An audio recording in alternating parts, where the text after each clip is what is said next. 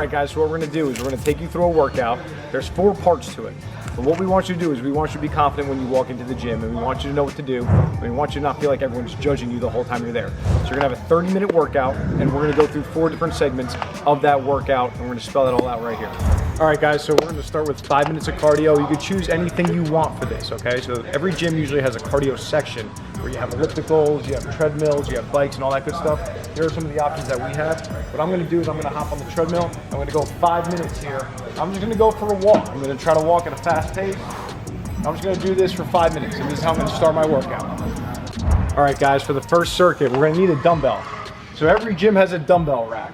So we're gonna take a dumbbell, and we're gonna try to choose a weight that's somewhat challenging for the exercises. You're gonna have to play around with that a little bit. So for me, I'm gonna grab a 20-pound dumbbell. I think this will be what a lot of you will end up using. So we're gonna do 3 exercises here. And what we're gonna do with these 3 exercises, we're gonna put 10 minutes on the clock, and we're gonna get as much work as we can get done in this 10-minute time frame. And we're gonna do 3 exercises. You're gonna need something to put your hand on so you can go and do these exercises next to a bench. We're gonna hold the dumbbell, and we're gonna do a goblet squat. So the heels stay down, we're gonna drop our butt, push with the heels to stand back up. We're gonna go 10 reps there. After that, we're gonna go right into a dumbbell row. So a knee and a hand are gonna be on the bench. The arm underneath is straight, and then we just pull back towards the hip and back underneath the shoulder. We're gonna do 10 of these with just the arm moving, nothing else is gonna move. After that, we're gonna move on to an ab exercise. We call this a plank march. So everyone's done a plank before, and all we're gonna do is we're gonna lift up one leg 1 inch and the other leg 1 inch, and we're gonna alternate back and forth here. Now for all 3 of those exercises, we're gonna do 10 reps. So we're gonna go 10 squats, 10 rows on each arm, and then 10 plank marches each leg.